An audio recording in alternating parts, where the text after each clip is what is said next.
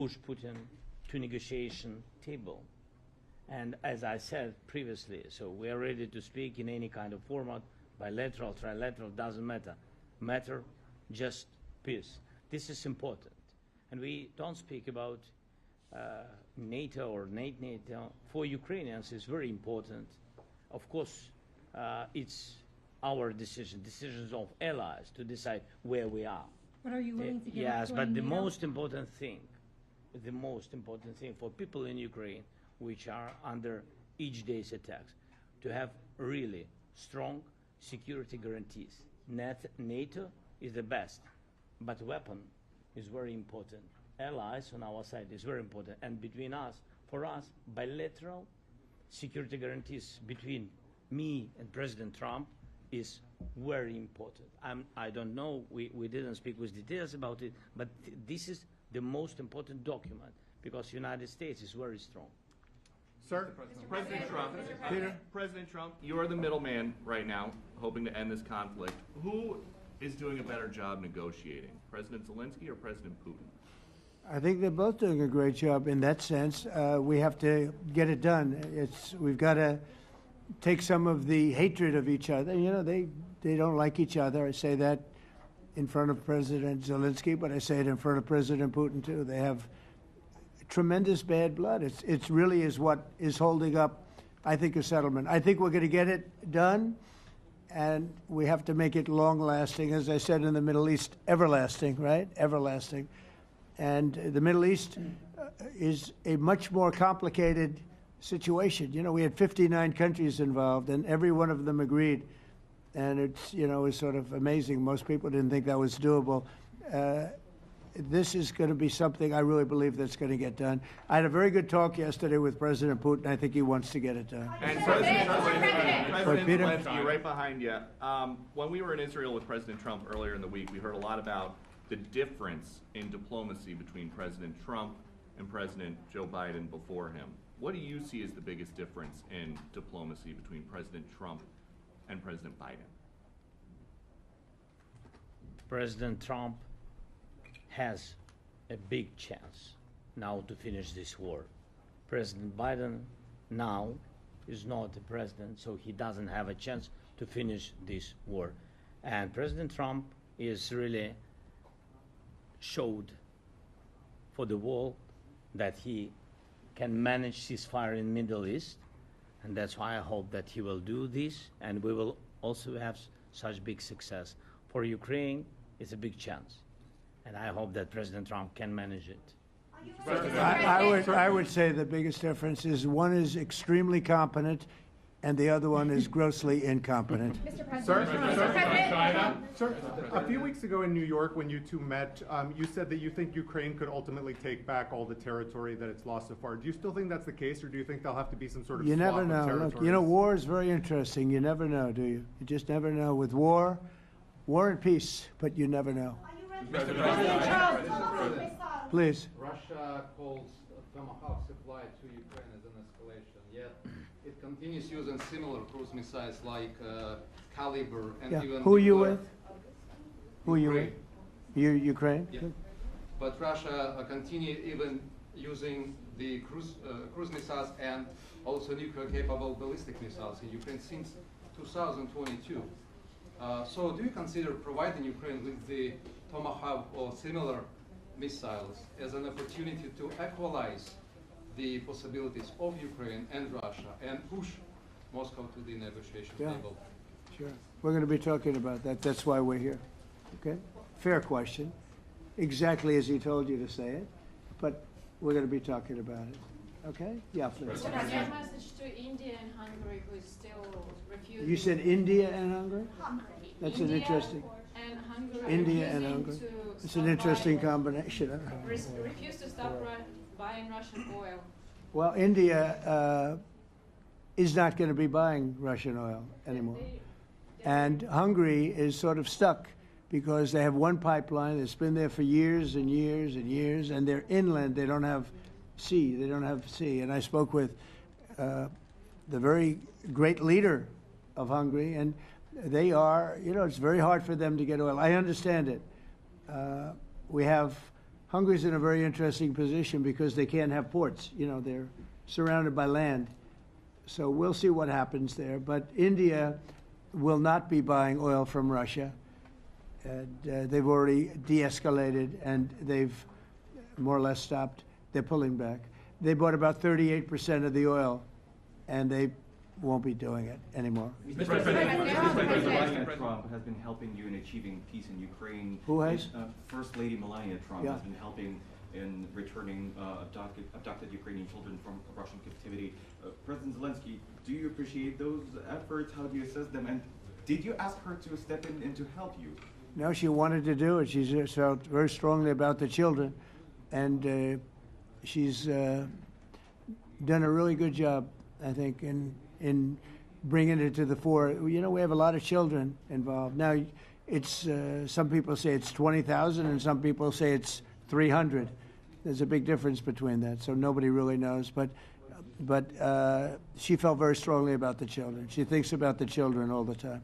President Trump, if you okay tomahawks to Ukraine, what's going to happen if the United States is in a conflict and we need the tomahawks? Well, that's a problem. We need tomahawks, and we need a lot of other things that we've been sending over the last 4 years to Ukraine. We've been, you know, we gave them a lot. Now we have a different situation. We send it to the European Union. They pay for it and all that, and they have plenty of money.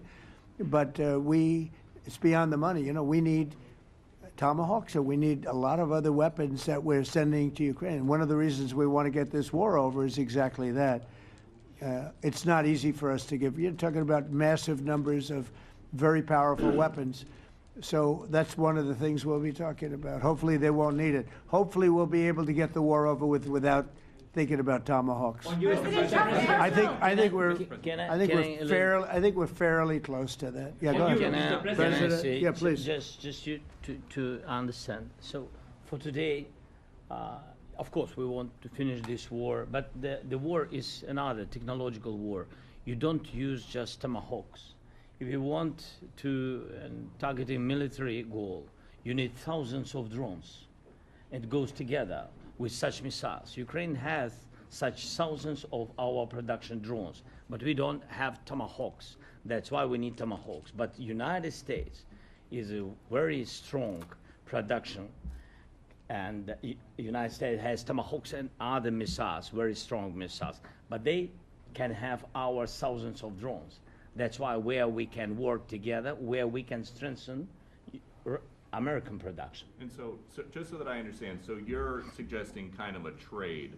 If President Trump okays Tomahawk missiles to help you launch Yes, it's into about Russia, military goals. It's you only would about military goals. Right, but then you would authorize some kind of an exchange where Yes, of course. the U.S. gets Yes, we Ukrainian- have proposition. Yeah, And we have big proposition President- with our drones. President Yeah. Trump, I don't mean to be brokering an arms deal here, but is that something that you would be interested in, Ukrainian drones? We are, yeah, we would. We have a lot of drones right now. We build our own drones, but we also buy drones from others, and they make a very good drone. I mean, drone warfare has really come to the fore over the last couple of years because of this war.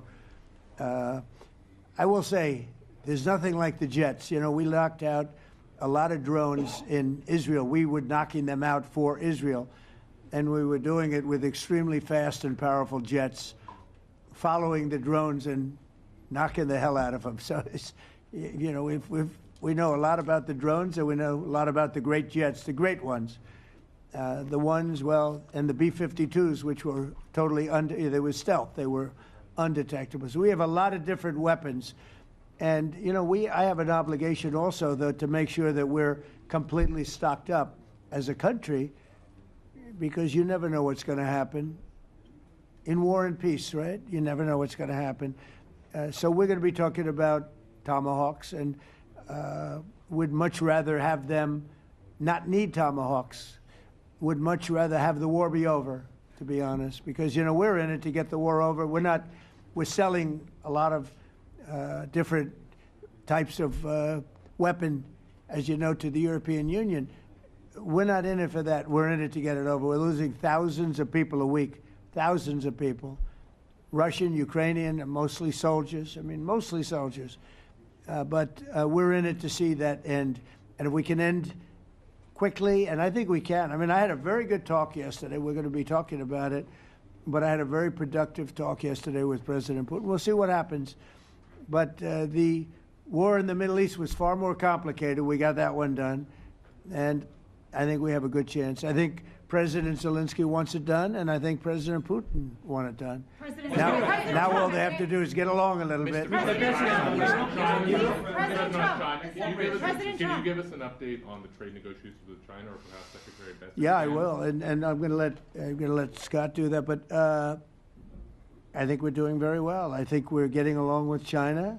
China would like to have something. As of this moment, we'll be meeting in a couple of weeks. We'll be meeting in South Korea. You think myself. will go forward? I think so. It looks like it's going forward. I think so. They want to meet. We like to meet. I have a very good relationship with President Xi, and we're going to see what happens. But, you know, for years we were taken advantage of by China very badly. We were losing hundreds of billions of dollars a year to China. We really built their military, if you think about it. The kind of money that presidents allowed to be lost to China was just insane. And then when I came into office, as you know, I put very severe tariffs. So we took in hundreds of billions of dollars in my first term from China. Biden let that go because it was so much. He let it continue, but he gave all sorts of exceptions. And by the time you looked at it, Scott, I would say it wasn't the same thing. He would give an exception for anything. If you got up and went out to dinner, he'd give you an exception. So it wasn't the same thing. But I put on very serious tariffs. So we took in hundreds of billions of dollars. And then I left office. The election was rigged. I left office, and that was the story. Now I come back, and we are in a very strong position because of tariffs. We're in a very powerful position because of the fact that we have tariffs. If we didn't have tariffs, we would be in a very weak position. We would be in a weakened state. But with tariffs, we've made hundreds of billions of dollars, not only from China, but from others. And China wants to talk, and we like talking to China. So we have a very good relationship, and we're going to be meeting in South Korea a couple of weeks. And I just got back from a long trip. I'm going on another long trip. And Scott, do you want to say a few words on that, please? Yes, sir. So the entire relationship stems from the great respect that the two leaders have for each other. China did a substantial, unprovoked escalation last week. We were unable to get in touch with them since then. It's been IMF World Bank Week. They have had working level people here who there have been meetings. The Vice Premier, who is my counterpart, and I will be speaking this evening at around 8:30, 9 o'clock. And then he and I and a delegation will meet in Malaysia probably a week from tomorrow to prepare for the two presidents to meet. So I think that things have de-escalated. We hope that China will show the respect that we have shown them. And I am confident that President Trump, because of his relationship with President Xi, will be able to get things back on a good course. Is the hope for that meeting with you and President Xi some kind of trade deal then, or Could would it be. more Look, I think we're in a very small, strong differential? position. I think we're in a very strong position. We're getting, as you know, as of November 1st, I could move it up if I wanted, a 100% tariff over and above what we get now. So that would make it about 157%. And China doesn't want that, and they want to talk, and we're talking. And I think we'll make a deal that will be good for both. I think we will do something. But you have to understand, we never got anything from China. It was a one-way street. For many years, for decades, it was a one-way street. And they became rich because of the United States. And frankly, presidents that, let's be nice, they didn't know. They just didn't know. They didn't understand what was happening to them. But I understood it. I understood it long before I ran for politics. I used to watch in amazement at how stupid our country was, how stupid they were.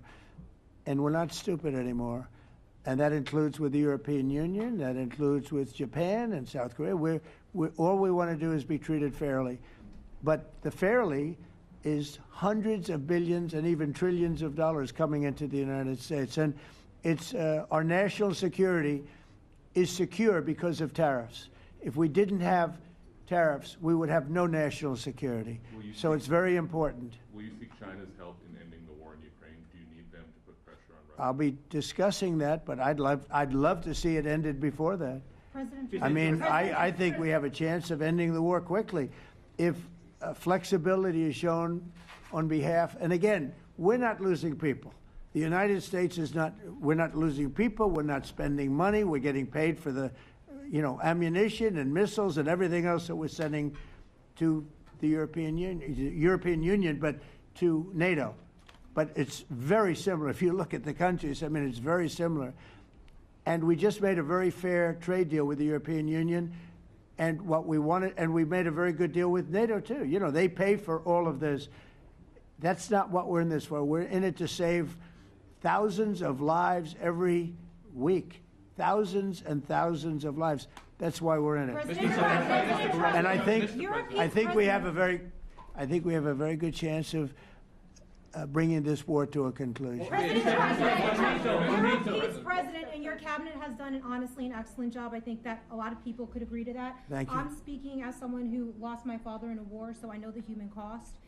What would your advice be to American leaders, to world leaders, to neocons, to TV hosts who often speak about conflict in abstract or strategic terms rather than the human cost and the human terms? Look, my only statement is we have to get together. It's a very small group of people. It's the president, and the president. Okay, 3 presidents. And I'm the mediator president.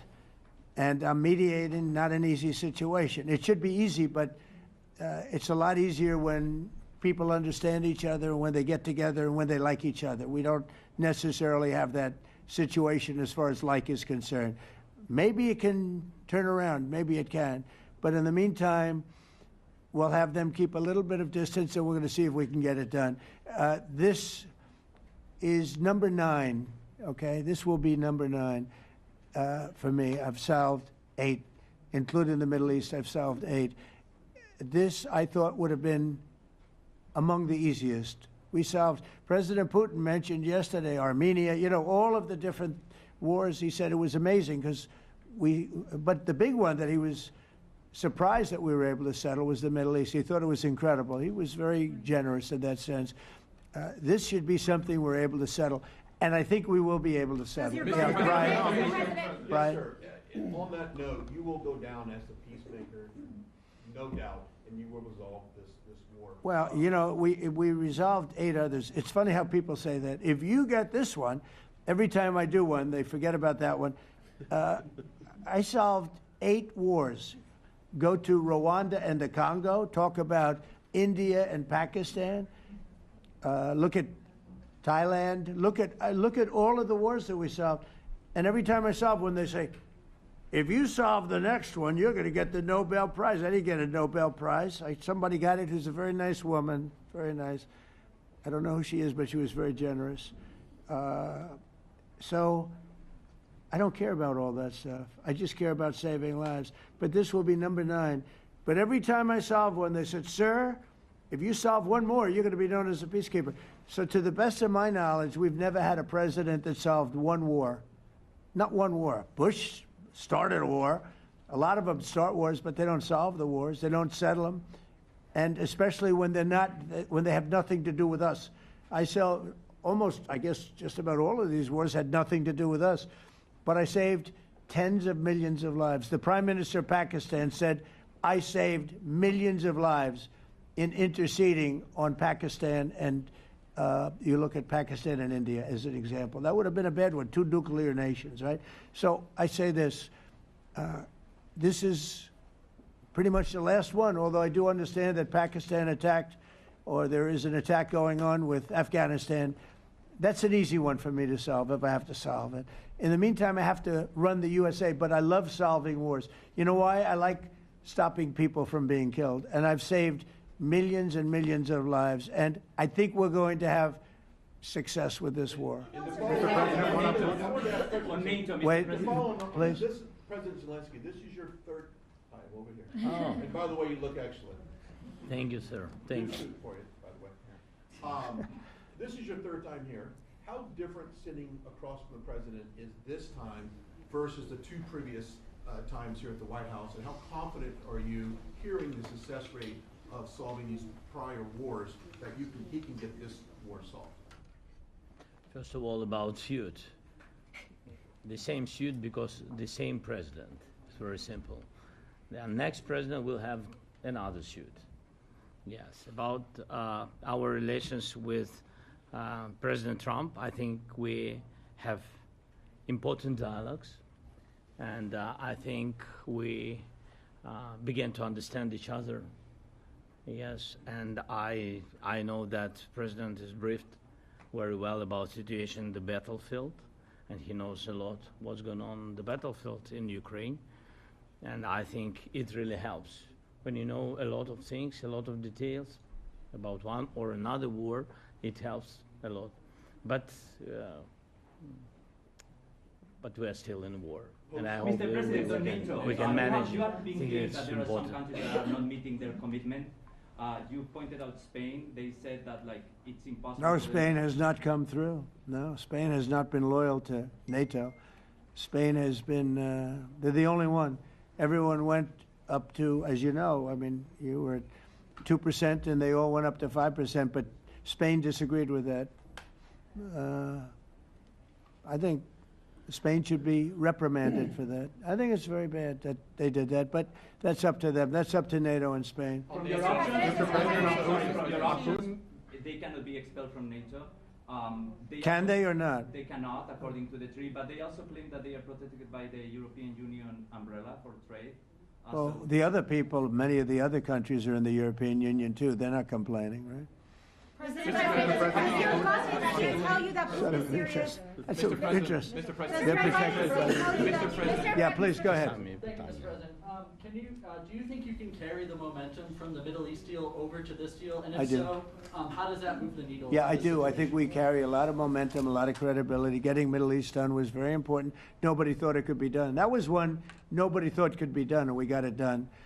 And a lot of that was the big hit that we put on Iran with respect to the nuclear. They took that was an unbelievable military maneuver, the B-2s, and many other planes involved, by the way, but the B-2s.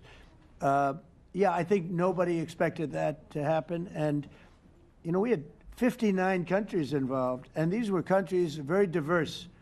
You had Arab, Muslim, Jewish, you had every country, Christian, you had every country, and many countries involved, and we got that done. And we got it done pretty swiftly after we set the table properly. We had to set the table properly.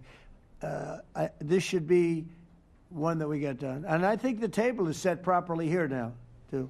And it'll be a great honor. It'll be a great honor to get it done. And the Ukrainian people are great, and the Russian people are great. And obviously they have much in common, as we understand. They have a lot in common. So it'll be a great honor to get it done. On Venezuela, there are survivors from your latest boat strike. What happens to those survivors? Well, I'll ask Marco to discuss that possibly. Yeah, it's well known there's an ongoing narco-terrorist operation the United States has been conducting. As far as details of any recent strikes, we're not prepared here to announce all those details, but you'll get that information here very shortly. And how are there survivors when these are meant to be lethal attacks? Yeah, again, I mean, we're undertaking these operations against narco-terrorists. That's what these are. These are terrorists. Let's be clear. And but as far as the details of any recent operations, when we are prepared to announce those, we will, as the president has consistently done. So you may get something on that later today. Let me ask you, that was in a submarine, right? We attacked a submarine, and that was a drug-carrying submarine built specifically for the transportation of massive amounts of drugs, just so you understand. This was not an innocent group of people. I don't know too many people that have submarines, and that was an attack on a drug-carrying, loaded-up submarine. Yeah. On Putin, is it your belief, as Mr. Zelensky said yesterday, that the threat of tomahawks and costs, as Secretary Hicks put it, is that bringing him to the table, the fact that it's kind of a carrot and stick? I don't know what's bringing him to. I think he wants to make a deal. That's all. I can't tell you what's bringing him. Sure, that's the threat of that is good, but the threat of that is always there. Tomahawks are very dangerous weapons. They're incredible weapons. If you like warfare, it's one of the most accurate. You know, we hit 30 Tomahawks in Iran after the B-2s did their damage. We sort of gave it a little capper with 30 Tomahawks from a submarine, quite far away actually, but they're an amazing weapon. They're a very powerful weapon, but they're a very dangerous weapon, and it could mean big, escalation. It could mean a lot of bad things can happen. Tomahawks are a big deal, but one thing I have to say, we want Tomahawks also. We don't want to be giving away things that we need to protect our country. We have a very strong country right now. We have a strong military. We have the greatest military in the world. We have the greatest weapons in the world. I want to get this war over. Okay? Putin-Trump tunnel to connect Russia and Alaska. Are you interested? I just heard about it. A tunnel from Russia to Alaska. I just heard about that one. That's an interesting one. We'll have to think about that. I hadn't heard that. We just did a nice road in Alaska that's going to get us to a lot of minerals, and we have a piece of it, a good piece of the ownership because of the fact we made it possible. But this came up yesterday, a tunnel from Russia to Alaska. That's an interesting. What do you think of that, Mr. President? Do you have any ideas? How do you like that idea? I'm not happy with this. I don't think you're going to like it. I don't think you liked it. I don't think you liked it. President Trump, do you think that Vladimir Putin, do you think that Putin is your gut instinct? Well, we had a senator that wanted, remember, from Hawaii, she wanted a tunnel from the mainland to Hawaii. Then she said, well, we can't do that, so we're going to build a railroad to Hawaii. Do you remember? She's a current sitting senator, a Democrat. She wants a railroad to go to Hawaii, right? You know who that is, right? She's another beauty. President Trump, your gut instinct. Yeah, please. On your meeting with Putin, aren't you concerned that maybe the Russian president is trying to buy himself more time? Yeah, I am, but, you know, I've been played all my life by the best of them, and I came out really well. So it's possible, yeah, a little time. Is your gut It's instinct all right. But I think that I'm pretty good at this stuff. I think that he wants to make a deal. I made 8 of them. I'm going to make a 9th. I think he wants to make a deal. Well, I think that he should have won the war in a week. Yeah, I do think. And if we didn't give the anti-tank missiles, as you know, the javelins they call them, they got stuck in the mud. They would have been in Kiev very quickly. They were heading to Kiev. So, you know, in war, you have a lot of luck, too. You know, weather has won war, and the cold and the heat and all things take place in war. But that was a very interesting moment when the tanks started rolling and some brilliant general said, let's go through the mud instead of going down the highway, right? So they got a little bit lucky. But you know where they really got lucky? I gave javelins. That wasn't given by Barack Hussein Obama. He gave them sheets. You know, there's a statement. Obama gave them sheets, and I gave them the javelins. And the javelins are a devastating weapon. And that wasn't given by Obama. That was given by, because at the time it was Obama. That was given by me. So it was like one of those things. And you had hundreds of them. They're a devastating weapon. We have a lot of devastating weapons. I'd rather not use them. But that was a big moment. You know, when the tanks got stuck, they got stuck. And call it luck or call it talent. I'm not sure what you'd call it, but it was a big moment in time. Do you think Democrats can give you credit? Do you think Democrats can give you credit when you finally end this war, like they did with the war in the Middle East? And I think right now the Democrats are really damaged, mentally damaged. They want to take $1.5 trillion with a T, $1 trillion and give it to people that invaded our country. They came into our country illegally from prisons, from mental institutions, gang members. They want to give them health care and take it away from our citizens. We're not going to do that. $1.5 trillion they want to destroy. They want to destroy our health care system. We're not going to let that happen. Have you authorized CIA operations in Venezuela as part of Well, I wouldn't say that, but Some interesting things are happening around the world, I'll say that. Mr. President, it has been reported that Maduro offered everything in his country, all the natural resources. He even recorded a message to you in English recently, offering mediation. What should we do in order to stop that? He has offered everything. He's offered everything. You're right. You know why? Because he doesn't want to fuck around with the United States. Thank you, everybody. Thank you. Thank you, everybody. Thank you, guys. Thanks, guys. Let's go. Start moving. Thank you, guys. Let's go. Let's go. Thank you, guys. Thanks, guys. Thank you, press. Thank you, press. Thanks, President Trump. Thank you, Peter. Good job. Thank you, guys. Thank you, press. I don't know, join us if you'd like.